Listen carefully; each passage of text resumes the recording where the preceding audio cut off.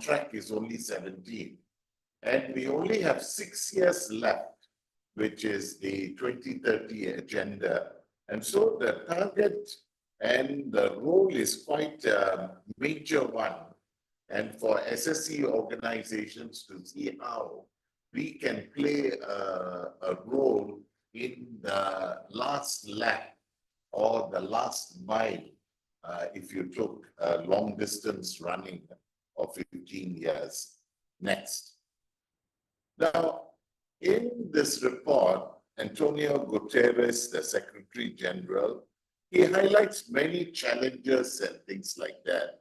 But I thought what he said at the global level in this report, which you can download from Google, is the growing inequalities, climate crisis,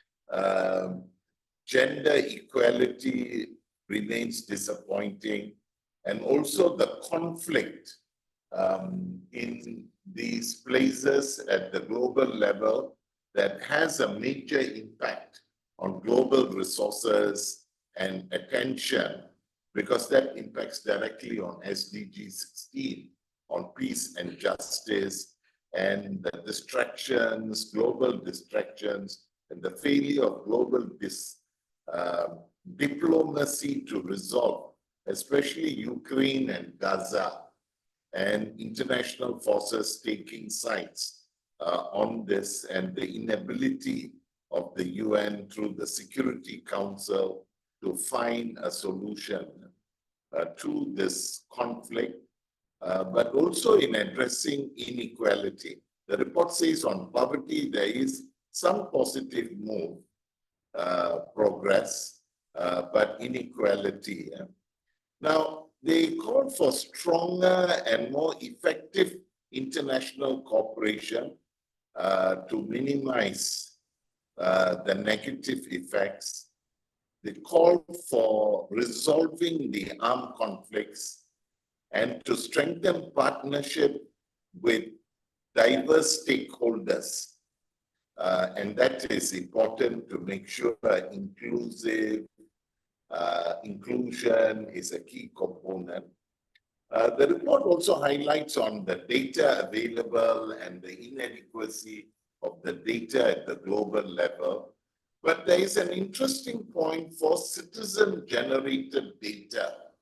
And the Secretary General's report and other initiatives of the UN is now giving credibility to alternative data which might not come from the statistics department of the country, but the citizens' data provides disaggregated data, case study, ethnographic, and even more micro studies of communities that might be left behind. So I think getting the endorsement of using citizen data, and there are toolkits, there have been training, is something that ASEC partners and SSE partners could focus on. So that's from the global report, and these reports are well written and available online. Next.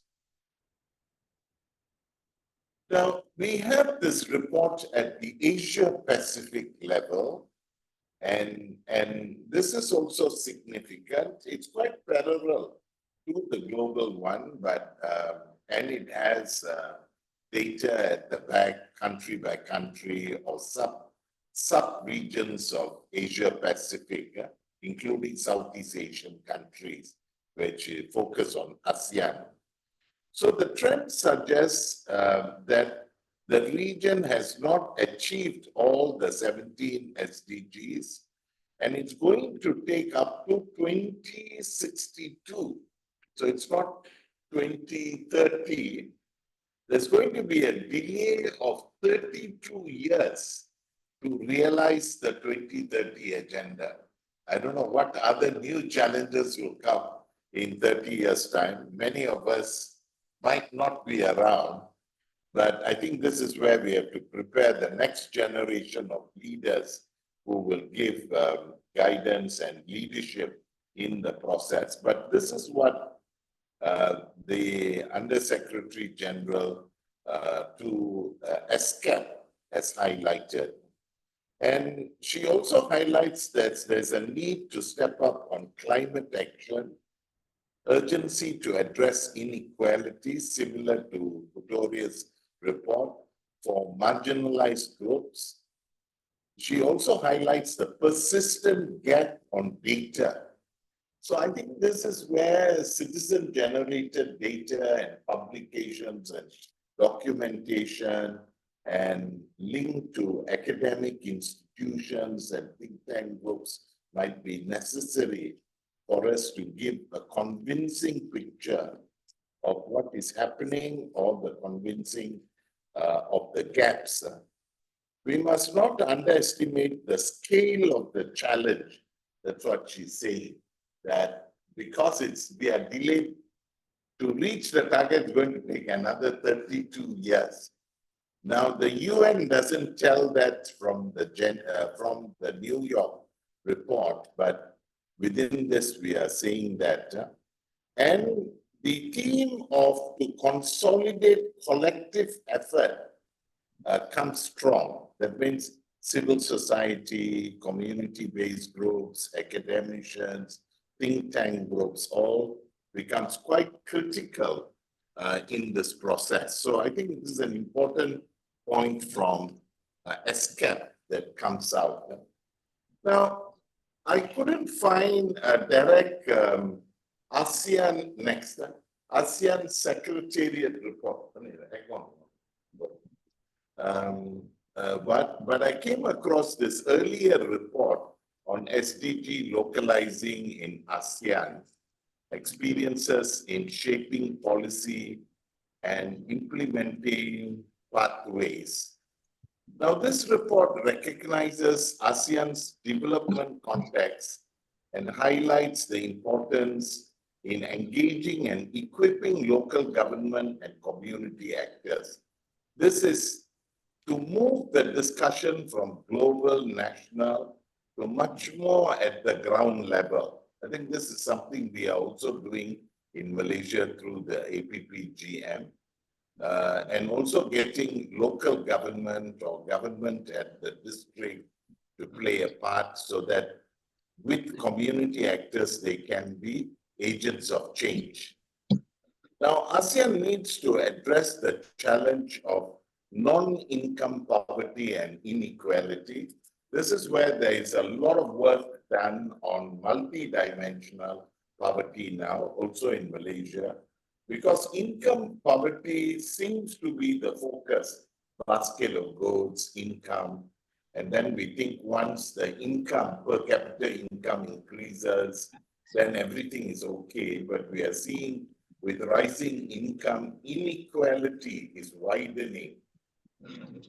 And achievements on health, education, employment, housing, and all are affected, as well as the impact of climate change or gender equality and so forth. So the ASEAN level, also I think we need more comprehensive reporting and publications, because the ASEAN Secretariat didn't seem to be doing an annual compilation, but UNSCAP that does the annual Asia Pacific Forum on Sustainable Development is documenting. Next. Now, this is more on Southeast Asian countries, and UNSCAP hosted this in Bangkok on the VNR workshop itself on 11th November, but there was also between 12 to 14 further discussions on SDGs in preparation for the HLPF. And multi-stakeholder engagement. A number of us were present in Bangkok for this meeting, advancing SDG inclusion and so forth. Now, next year, 4 ASEAN countries, the principal ASEAN partners, Indonesia, Philippines, Malaysia, Thailand, will be presenting their VNR. The voluntary national review, which is once in 4 years. Indonesia and Philippines is doing for the 4th time, Malaysia and Thailand for the 3rd time.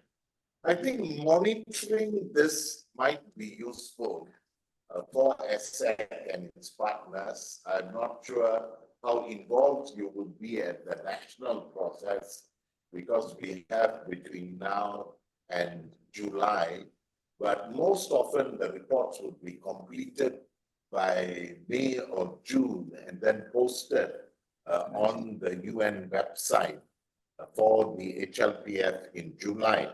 The next year is on 14th to 23rd of July. And so all partners like us can be involved. And I think because we are strong in Indonesia, Philippines, Malaysia, Thailand, we could do a review of the 4 country reports and then have a review like a mini ASEAN, because 4 of the 6 ASEAN countries will be presenting next year, which is important. Next. So we had this discussion. I was on a panel highlighting the work of APPGM in the VNR, the role of national preparation. So in Malaysia, there will be focused growth and opportunity both for civil society, parliamentarians, academics to provide input. Ours is more from the mapping reports from 115 parliamentary constituencies, and we identified them into 26 key concerns, dividing them into economic, social, environment, and also concerns of governance. Sorry, I left the word governance out. But there is more governance in terms of effective delivery and so forth. But 26 key concerns, and I think every country would have its challenges. And if we read the last report, then that can give us clues towards the next report. Next. Now, this is the main discussion we had recently in Manila with the Bayan Foundation. And during the 2 or 3 day conference, we had an opportunity for people within ASEAN to meet. And then we brought out various things. And we were linking SDGs and SSE on how SSE organizations have a rich potential in localizing of SDGs, and asset initiatives from the ground are key examples. Now, at the Manila meeting, the ASEAN people called for the UN ESCAP, especially ILO. ILO's chief on enterprise development joined us online for her presentation, Simon. And here ILO to establish a UN SSE task force at the Asia Pacific level, and that ASEC might play a role together with ILO. So it's trying to get ESCAP and ILO to provide this. And also, I think ASEC members agree to support the SDG-SSE forum on May 2nd and 3rd, which is in relationship to the ASEAN, where we would discuss the ASEAN SDG-SSE blueprint. This is in the context of Malaysia being the chair of ASEAN, and that it gives us a good platform to leverage on this. Next. Now, from our discussions in Manila and before, we only thought of one event, which is the one in May 2nd and 3rd, because the ASEAN meetings, summit of the governments, presidents, and prime ministers is on May 6th and 7th, and the ASEAN People's Gathering is May 4th and 5th. This is what we were made to understand through the Ministry of Foreign Affairs in Malaysia, where some civil society had a meeting with the ASEAN desk in Wisma Putra. And so we thought the best thing to do is in Kuala Lumpur to have the ASEAN Forum on accelerating SDGs through SSE, a gathering of NGOs, CSOs, community-based organizations, and university academics in this context. And I think ASEC has agreed to be the major partner for paper presentation and also bringing key people from other ASEAN countries, and Malaysia through the My SDG Academy will host this event. At least there will be some funding for paper writers through Malaysia for local hospitality, but flights and all, we have to see how people have to raise their own funds. Now, there is a second event which actually was discussed with the Speaker of Malaysian Parliament, the ASEAN SDG Conversations on Localizing SDG 2030 Agenda. This is a conversation among parliamentarians on localizing SDGs in ASEAN countries, because the Speaker of Malaysian Parliament is the chair of AIPA, and he is hosting a meeting towards the end of May and has agreed to a side event and that he would personally attend it. And there would be parliamentarians from other ASEAN countries. So the findings from our May 2nd and 3rd event could be presented there. Next. Now, this is the theme of the ASEAN where Malaysia chairs. Malaysian Prime Minister and government has taken the theme of inclusivity and sustainability.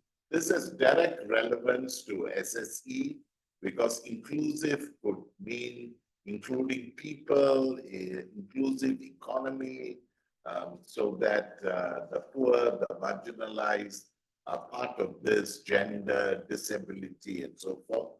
And sustainability is something key, that we are just not based on grants and charity, but it is more sustainable efforts. And the Malaysian chairmanship will begin a new chapter under the ASEAN Community Vision 2045. So we have another action plan coming out, 2045. Earlier, we got the idea that we will not reach it till 2062. So, okay, from 2030 to 2045, that means another 15 years. So the 32 years is broken down. Will be set strategic priorities for the next 20 years. That's what the Malaysian Foreign Affairs had released in a press statement from the Prime Minister's office, and I'm taking it from that reference. Next. Now, Juan Rama, our also a key leader at the Secretariat with Zoel and myself, we met up with the Speaker of the Malaysian Parliament, Tan Sri Johari, and so he has agreed to host a meeting of ASEAN MPs as a side event to AIPA. AIPA is the ASEAN Interparliamentary Assembly, and they have a number of meetings lined out. So end of May is one. So we are exploring a one-day event with the Parliament of Malaysia, and we'll see how the participation of others in that context. Now, next. I thought it is important in this discussion for us to be reminded of two global documents that are important in the development of SDGs and SSEs. While it is at the global level, at the UN, it has tremendous relevance to ASEAN and also Asia Pacific. Now, the first is the UN resolution. We did talk about this earlier, and the UN task force has had some meetings, webinars on this in the review of the anniversary. But this resolution is a landmark resolution on the recognition of SSE by the UN as a whole, because that then opens windows for us in our advocacy with our respective governments, and it opens our advocacy with UNSCAP as well as ASEAN. UNSCAP is directly under the United Nations. ASEAN Secretariat operates from Jakarta, and they have meetings, but their engagement process might not be as dynamic. But in this context, this document entitled Promoting a Social and Solidarity Economy for Sustainable Development defines what SSE is. We can discuss that because they are distinguishing and they are highlighting, because definitions and terms have been an issue between free market capitalism or a more socialist understanding of the economy. But this is more on local economy, grassroots economy, and people's control or appreciation of the economy, and this constant struggle between people and capital, people and and the markets, people and environment, and markets or capital driven by investment and profits, could even be excessive profits that becomes oppressive of grassroots communities that SDG is targeting, because it's on leaving no one behind. Baba, come. Woody, come. Okay, can we mute? Yeah. Now, the other is that it acknowledges the contribution of SSE actors in localizing SDGs. I think that is a major significant appreciation of local actors, because we might not fit in to government, standard civil society, and so forth, or local government. So that acknowledgement has come in. Next. Now, I think the resolution is one, and in the resolution, it called on the Secretary General to prepare a report within 1 year on SSE. And that report was tabled in 2024. It's also available online and so forth. So the report highlights collective global commitment to advancing SSE.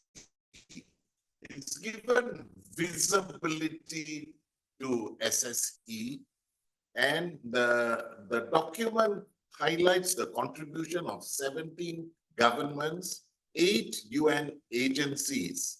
Actually, the UN task force has about 19 to 20, but I think 8 UN entities or agencies that highlighted their SSE, and 6 international non-governmental organizations. ASEC is part of REPAS, and REPAS was a clear key global mover for the resolution, as well as an active partner in the UN task force. And previously, when I was on the REPAS board, I participated in some of these meetings. Now it's Dr. Eri and Kumar who are part of these meetings and discussions, and Dr. Eri could highlight some things along this line, because this is global advocacy, and global advocacy where we have been successful because we are not isolated. We are part of global actors, and as a result, there is now a global recognition of SSE through the UN task force and other mechanisms, with a lot of reports, studies, impact assessment as highlighted. And the report reflects on how SSE entities contributed significantly to the SDGs. So while governments played a major role, civil society played a major role, but in this, these are SSE entities like addressing poverty, decent work, because a lot of the SSE partners are part of the informal sector, and ILO is playing a major role in formalizing the informal sector. And we know of the work in, especially Thailand with the, street vendors and so forth in this context. And 10, on addressing inequalities, while poverty in one is being addressed, inequality. And then number 12 is more consumption patterns and so forth. So there is some impact on these that the UN has highlighted. Then the report of the Secretary General actually is quite commendable to SSE, highlights the advancing of inclusive economic growth. That means the world has witnessed high levels of economic growth with the concentration of wealth in the hands of a few or big corporate operators. But here they are talking of grassroots economies and more inclusive because gender is a factor, and many of the grassroots cooperatives, fair trade movements and all are very much women-led and women-empowered. And also in the promoting of decent work, because in the micro businesses, then the formalization of those businesses and employment of others, and in fostering sustainable practices. So because a lot of voluntary effort has been based on charity or grants, but now we are increasingly seeing better business development in that process. So sustainability that also includes taking the forests, the rivers, the oceans seriously, or organic farming and other forms of, community-based tourism and things of that sort, or even food security items. And this is where the viability of local economies have emerged, whether it's in dairy farms, whether it's in organic, whether it is on women producing food, handicraft, materials that might complement household income, but might actually enlarge and become stable sources of income, including digital marketing and things of that sort. We're seeing a lot of innovations on the ground, and those of us who have traveled to Indonesia or Thailand or other parts, Philippines, Malaysia, we see them. And increasingly also in other countries like Cambodia, within the ASEAN setup, we are seeing this. So this report goes on to say, SSE is ensuring social inclusion and empowering the marginalized community. And I think this is a major step in the acknowledgement of a very high level source to give, in that sense, credibility and recognition. And actually, we should ride on this Secretary General's report and his assessment, that it was presented at the 79th session of the General Assembly and accepted, and that then has follow-up mechanisms. And I think in the ASEAN level, if we can give greater visibility to this through joint action and so forth, it would be possible. Now, I'm sure you would have questions, or you might have your own contribution and suggestions, and you could do that after my presentation. My final point. Now, those of you who know me, you know I like to drink a cup of tea, and this was taken in Thailand, in Bangkok, where my wife found a very good Indian, this masala tea.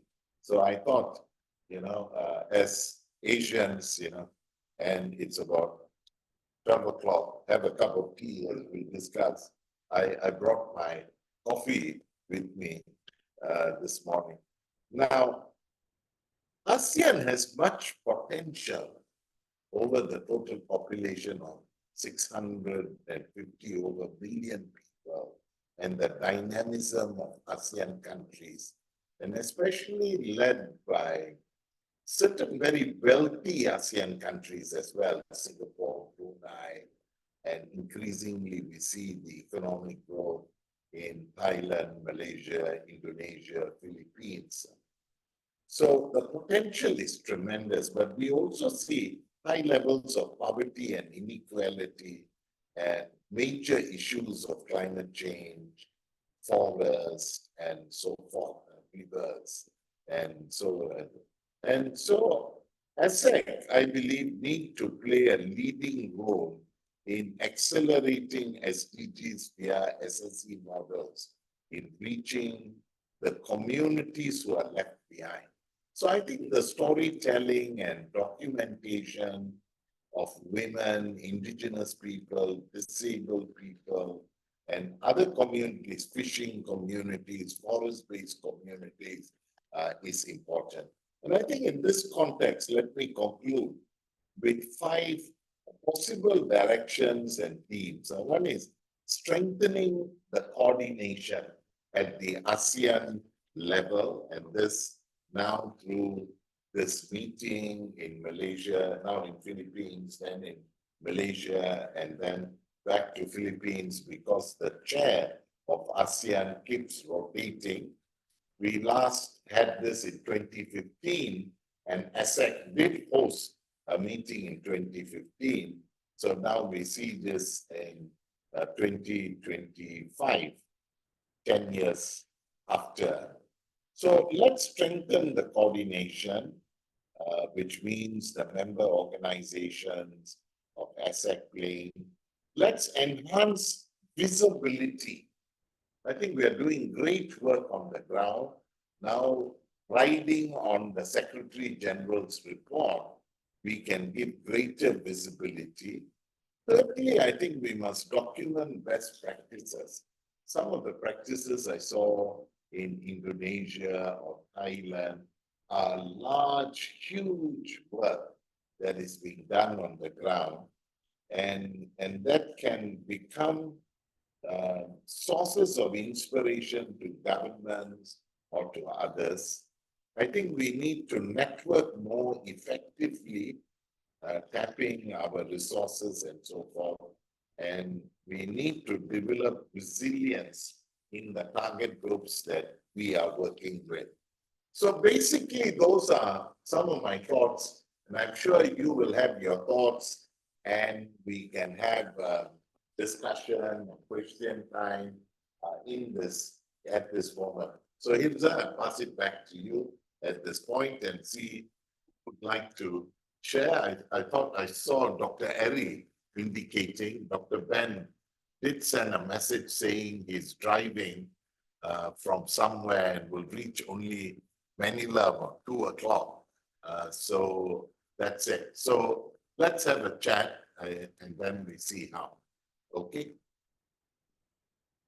Thank you. Okay, thank you, Dato. Hi, Dr. Eri.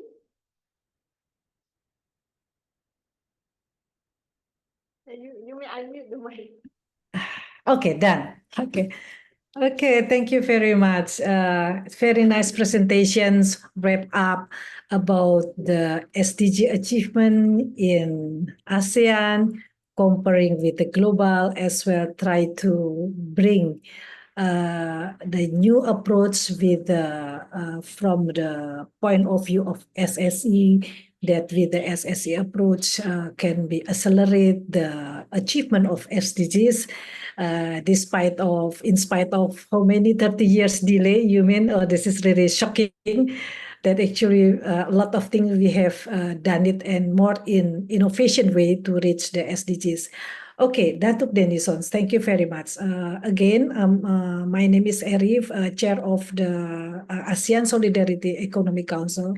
As you know, this is we in Asia would like through the Southeast Asia to bring the SSE more on the table of the government, because as you know, this is not so easy to bring with the term. The ILO research has as well shared the though the practice of SSE can be found in any country in Asia, as you know, like the solidarity, or in Bahasa, in Malay, we can say the gotong royong is a common for the Eastern community, yeah. But actually in the government system, this is still unknown. Mostly they are known with another term or using the social enterprise and so on. Therefore, we hope that the advocacy strategy of the ASEAN Solidarity Economy through the ASEAN could help, could make a ripples to the Asia, to the continent, yeah, to bring the more spirit or more motivated to the South Asia as well, to bring more the SSE to the table in accelerating the SDGs. Again, Datuk, what I would like to raise here might be this is more a discussions, yeah. As you know that the SSE is not only a business model, is not only the business entity, but this is a system, the economic concept, the thinking, the concept of thinking how we run the economy that should as well acknowledge that the economic is actually plural, not only based on the people who has the capital, but as well recognize there is as well economy which is as well influenced or established with the social capital of the community.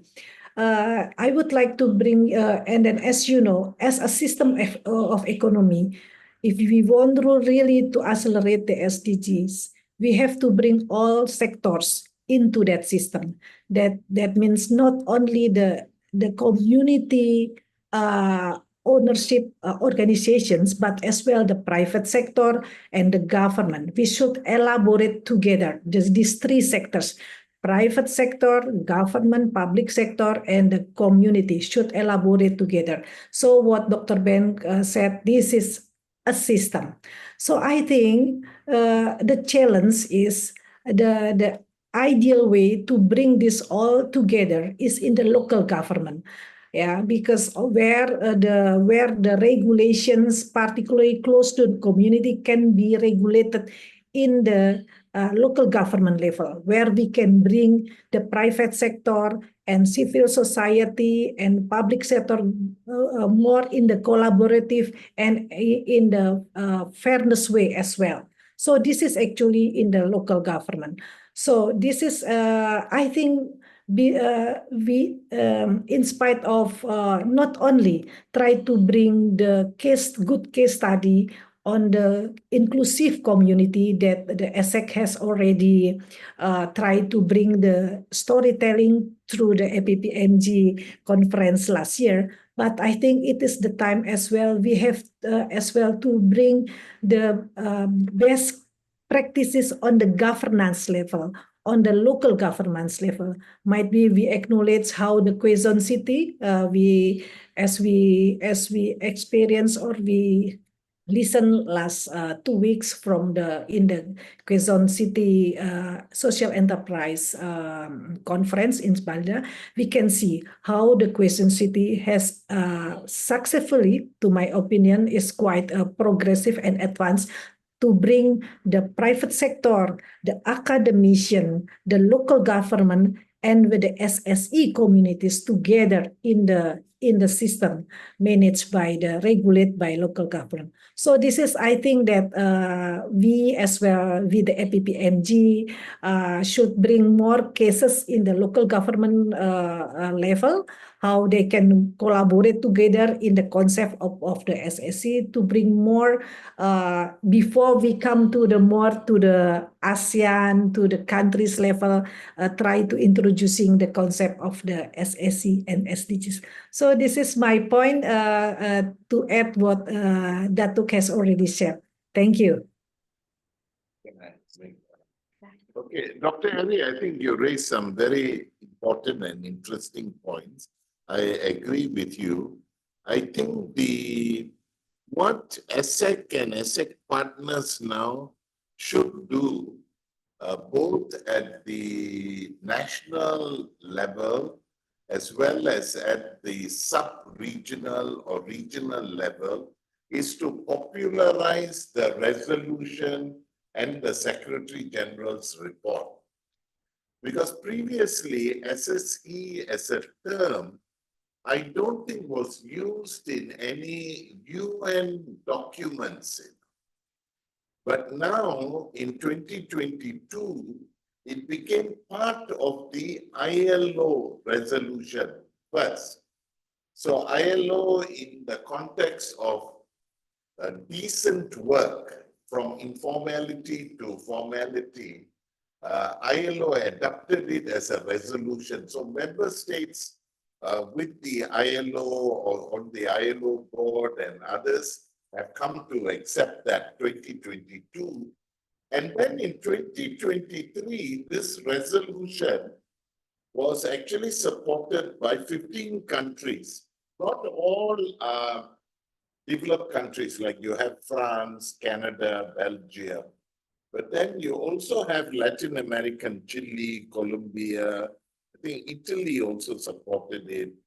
And then you have Senegal and the Dominican Republic. So it's quite significant. We don't have any ASEAN country supporting it in terms of proposing it, but I think in terms of voting in favor or in supporting a resolution is a statement. It's not a binding document, but nonetheless, it gives legitimacy. It recognizes cooperatives and so forth, the role of ILO, role of the UN task force.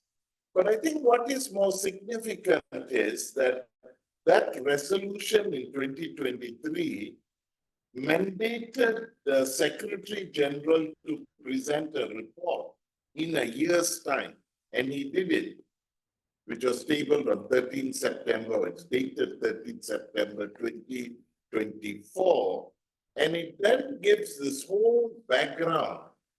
So one cannot say now that this is an unacceptable term. It is not being recognized because ILO has endorsed it, and the UN task force is about 19 to 21 UN agencies, and many governments have endorsed it as well, not just from one part of the world, but across the continents. So I think ASEC and ASEC partners and Dr. Eri, we now need to promote it as an acceptable, as a clearly defined term, and make reference to the Secretary General. Because that way you got, so it's not ASEC saying, it's not a country like France saying it, it's actually the Secretary General's report on promoting social solidarity economy. And maybe we should, even translate this report. I think it's in the main UN languages, but we can translate to other languages. Those are my immediate comments, and I hope we can continue. Please download the documents from the UN website, or you just Google it, Secretary General's report or the resolution on SSE UN, you will get it. Thank you. Okay, thank you, Dato'. It seems like there's a question from Rosalinda Ofreneo. So her question is that, is there any progress in advancing the SDG on gender equality through SSE? Specific. Dr. Ari, do you want to help me out? I think definitely it's progressing in SSE organizations. I would say predominantly it's women-led and there is a strong. But I can't cite an SSE document that's documenting it. From the UN and UN SCAP side, it's showing there is a weakness in it. Dr. Ari, you want to?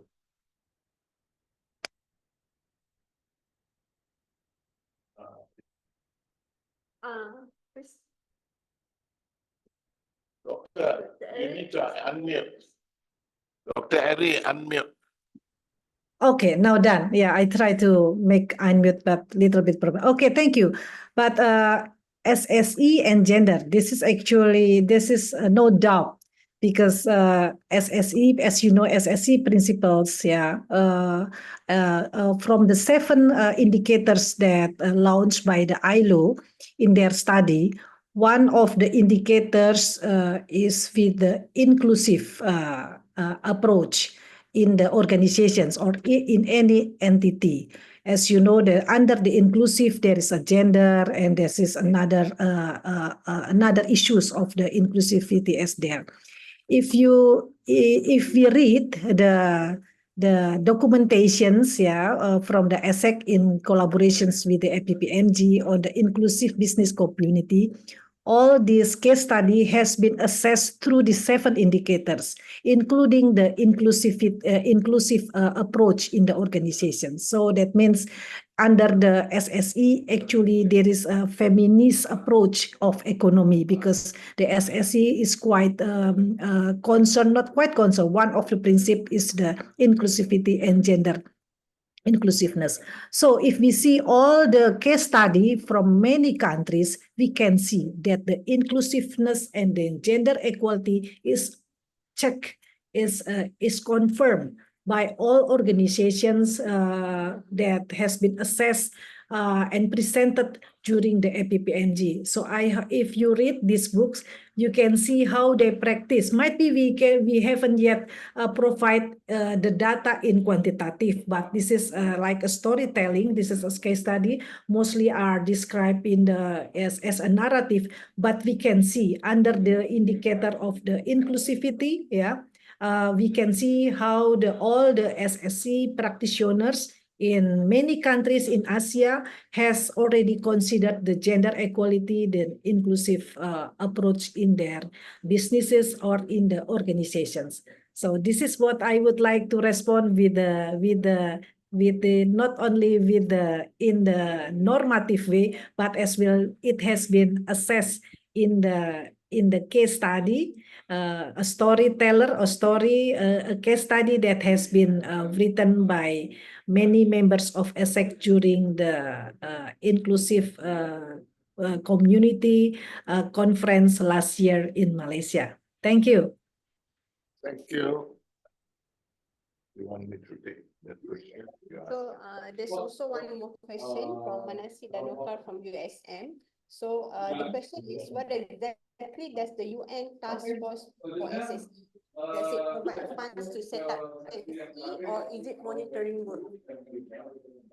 Okay, thank you for that question. Now, I could say the role of the UN task force.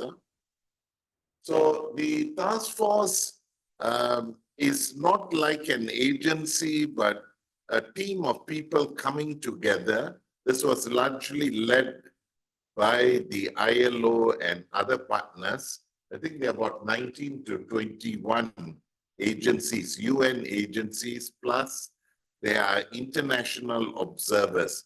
It's a UN agency task force, but they have included civil society like REPAS, which is an intercontinental organization. Their task is largely coordination of UN agency responses to SDG-SSE, looking at it. It's also monitoring, coordination. Their partners have run conferences. I've been to the ILO meeting in Geneva, and ILO sponsored with through, I think, Korean funding, Asian level studies, I think 9 country studies taking up SSE reports. That's been there. But I think the biggest achievement of the UN task force with the partners like REPAS was to get the resolution passed and to convince, I think France played a major role in pushing that because it has to be government-led. We in Malaysia we were trying to get foreign ministry to support or be on that, but because of political changes, I think it didn't take place. But other countries like France, Canada, which are 2 main parties, Italy, with a lot of influence of the cooperative movement, Luxembourg, played a major role in that. So the advocacy to get the resolution then means that it's now a UN endorsed term and something that we can bring to global policy advocacy, implementation, financing through development sources, country sources,